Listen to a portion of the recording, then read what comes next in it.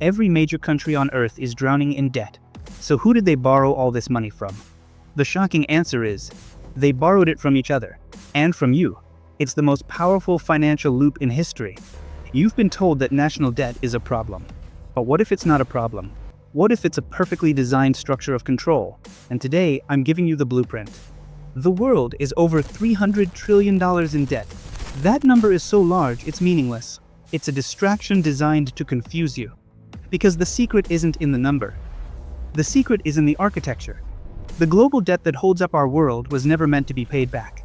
It was designed from the very beginning to be a permanent, self-reinforcing structure for projecting power and managing the global economy. Most people see this as a problem to be solved. An expert sees it as a structure to be understood. In the next few minutes, I'm going to deconstruct this entire global architecture for you. I'll show you exactly how it was built, who truly controls it, and how it's used as the primary tool for financial warfare. This is not the story you've been told. This is the real rulebook for the modern world. And to understand it, we have to start when the first foundation was laid. This powerful structure didn't appear by accident. It was forged in moments of crisis, with each crisis providing the opportunity to add a new, more powerful layer. For most of history, governments had a very real limit on their power. If a king wanted to wage a war, he had to have physical gold and silver in his treasury. He had to tax his people, which was unpopular and slow. But in 1694, a major change occurred. England, preparing for a costly war with France, was out of money. This crisis led to the creation of the Bank of England. This wasn't just another bank, it was the first institution to perfect a new concept, monetizing the state's future. It allowed the government to issue debt, not as a temporary loan, but as a permanent financial instrument. In simple terms, the government could now borrow money based on the promise of future taxes. This was the first foundational principle of the new architecture, separating state power from physical money. This gave the state a nearly limitless source of funding, fueling its expansion into a global empire. For the next 250 years, this model was refined, but the structure remained largely national. The second, and most important layer, was added after the entire world had been shattered by war. In 1944, at Bretton Woods, the dominant economic power, the United States, laid down the rules for the new global structure. The goal was to create stability and predictability for global trade, and the central rule was simple. The US dollar would be the anchor for the entire world. Every other major currency was pegged to the dollar at a fixed rate, and the dollar itself was pegged to gold. This move was brilliant. It placed the US at the absolute center of the global financial world. All international trade was now effectively priced in dollars. But this created a problem. The amount of physical gold was limited, but the need for economic growth was not. For the global economy to grow, the supply of dollars had to grow. By the late 1960s, there were far more dollars circulating globally than could ever be backed by US gold reserves. The structure was becoming unstable. The world was calling America's bluff. So in 1971, President Nixon made the most significant change to the global financial architecture in history. He announced the United States would no longer convert dollars to gold at a fixed value.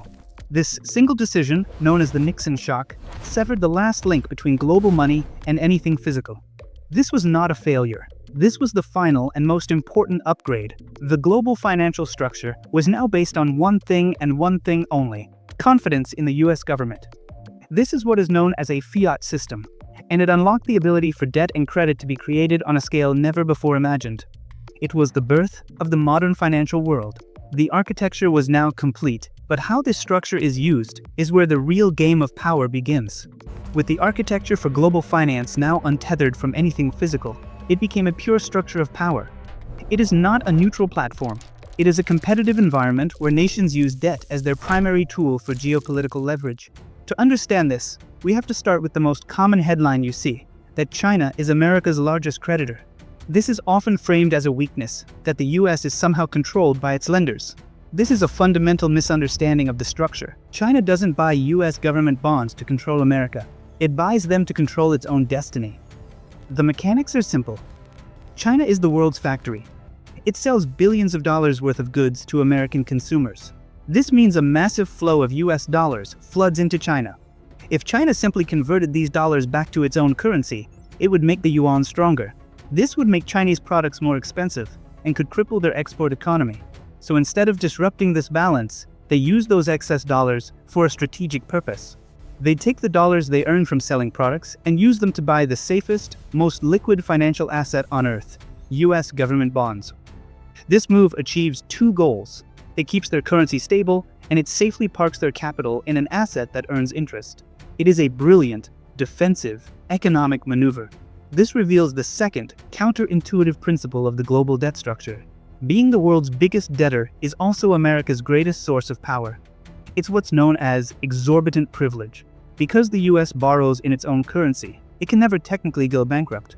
It can always create the very money it needs to pay its debts. No other country has this power. If Argentina borrows US dollars, it must earn US dollars through trade to pay it back. The US just needs a printing press. This creates a massive global demand for US dollars and bonds, which allows the US to run deficits that would destroy any other economy.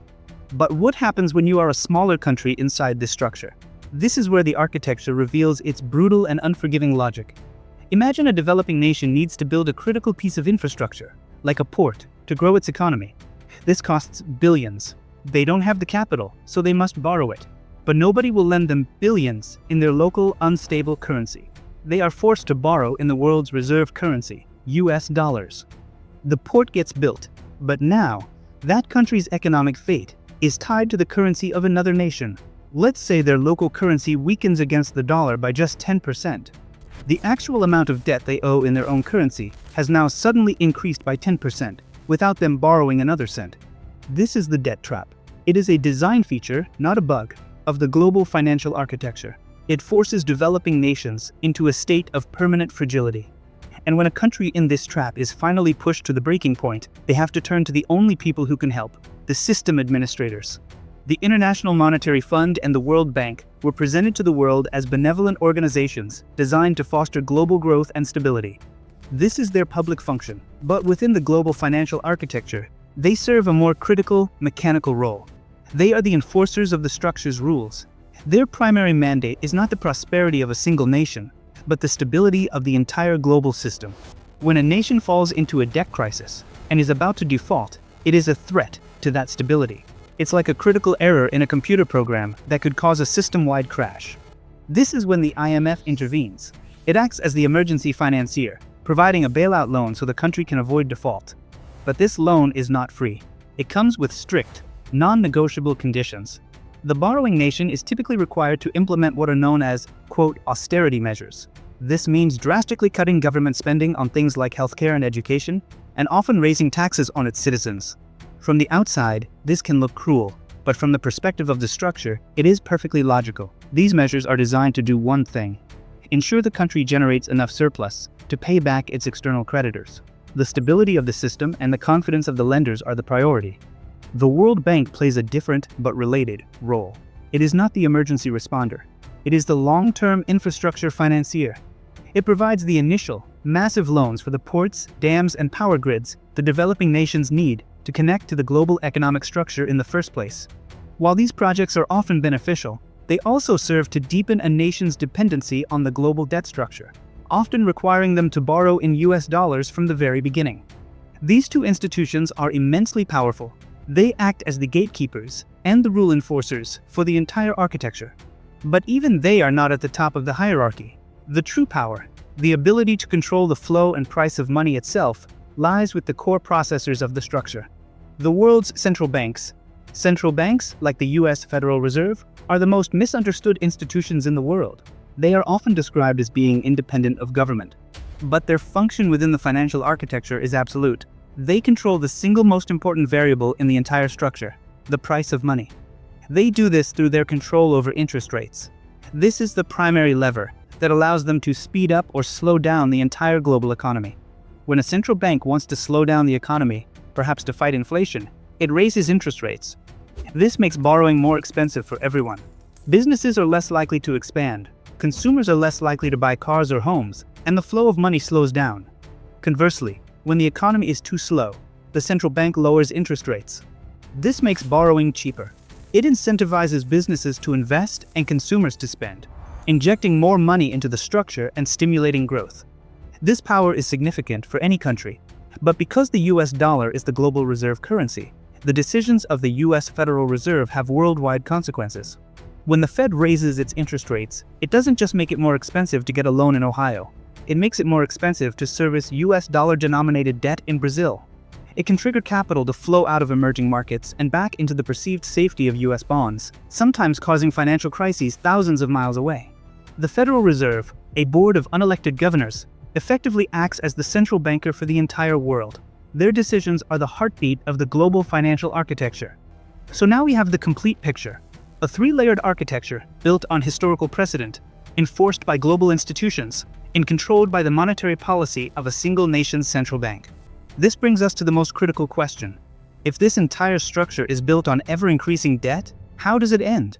The logical assumption is that it must eventually be paid back. But as we established in the beginning, that was never the design. The structure does not sustain itself by eliminating debt. It sustains itself by constantly creating new debt to pay off the old debt. This is called rolling over the debt. For a stable, powerful country like the United States, this process is seamless. There is always a massive global demand for its government bonds. So when old bonds come due, they simply issue new ones. The money from the new bonds pays off the holders of the old bonds, and the cycle continues. As long as the economy grows faster than the interest payments on the debt, the structure is theoretically stable. But this reveals the structure's core requirement. It is a system built not on stability, but on the absolute necessity of perpetual growth. If the growth stops, the entire architecture begins to tremble. This is why governments and central banks fear recession more than anything else. A severe, prolonged recession would mean less tax revenue for governments. This could make it harder for them to make their interest payments, which could shake investor confidence. If investors start to doubt a country's ability to pay, they will demand higher interest rates to compensate for the risk. This makes the debt more expensive and creates a dangerous feedback loop. This is the scenario that keeps finance ministers awake at night, the moment confidence in the structure is lost. To prevent this, when a major crisis hits, like the financial crisis of 2008 or the global shutdown in 2020, governments and central banks will do whatever it takes to keep the structure intact. They will borrow and inject trillions of dollars into the system to prevent a catastrophic collapse. This isn't a choice, it is a requirement of the architecture. But the act of creating trillions of dollars out of thin air to save the structure has a direct and unavoidable consequence. It is a consequence that you feel every single day, whether you understand the complex architecture behind it or not. It is called inflation. Most people think of inflation as prices going up. This is incorrect. Inflation is not the price of goods rising. It is the value of the money in your pocket going down. The goods are the same. It is the unit you use to measure them that has been devalued. When a central bank creates trillions of new dollars to buy government bonds, it increases the total supply of money in the structure. This massive increase in supply means each individual dollar is now worth a little bit less than it was before. This is not a bug in the financial architecture. It is a critical feature. It is a release valve that allows the pressure of ever-increasing debt to escape.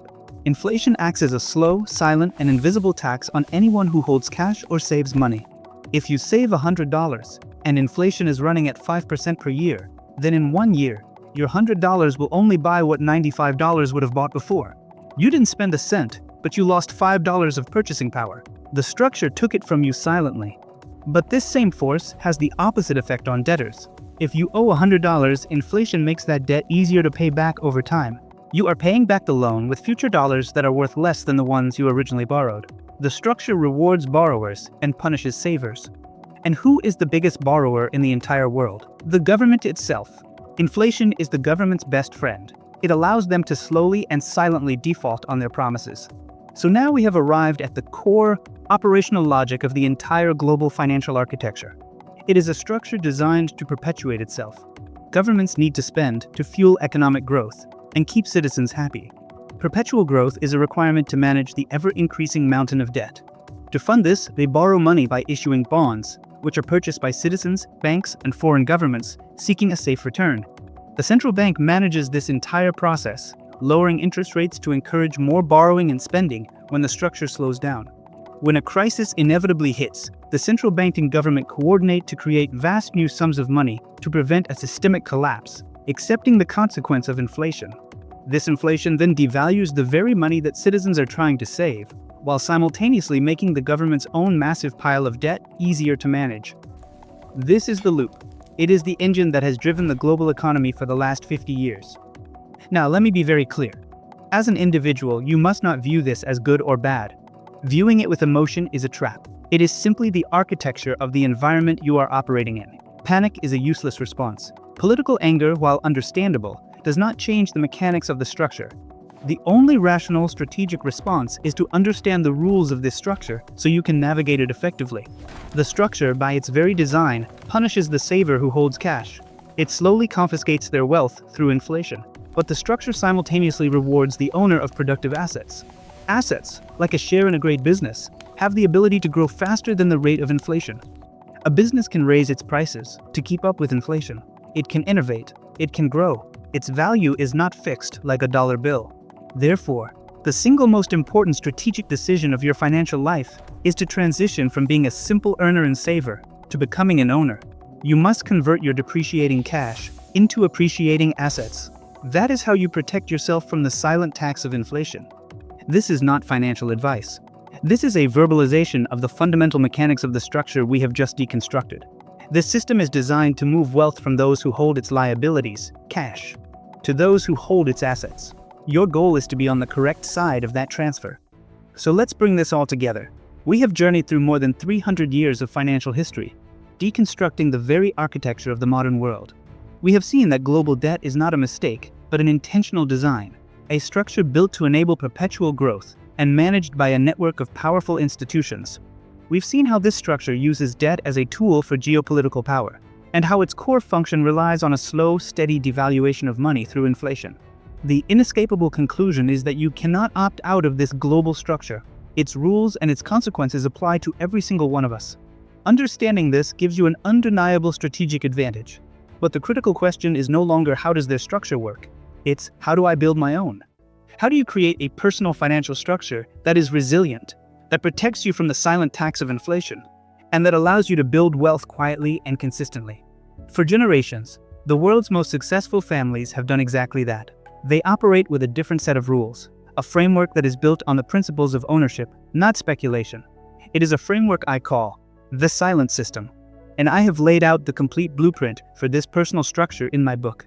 It deconstructs the mindset of the builder, the mechanics of acquiring cash-flowing assets, and the discipline needed to protect your wealth for generations. If this video gave you the what, my book gives you the how. It is the next logical step for anyone serious about building true financial sovereignty. You can find it on Amazon by scanning the QR code on your screen now, or by using the link in the description below. And just a quick note, the link and QR code directs you to the main US store on Amazon.com. For faster and often cheaper shipping, you can order from your local Amazon by simply changing the .com in the URL to your country's domain, like .in for India, or co.uk for the United Kingdom. Making it to the end of a deep dive like this shows a commitment to understanding the world on a different level. If you want to continue building your strategic framework, the 2 videos appearing on your screen now are the perfect next step. Each one deconstructs another critical piece of the financial world, designed to give you an even greater analytical edge. If this video has earned your trust, earn a place in your feed by liking and subscribing for more world-class financial deconstructions. Thank you for your time. Stay strategic.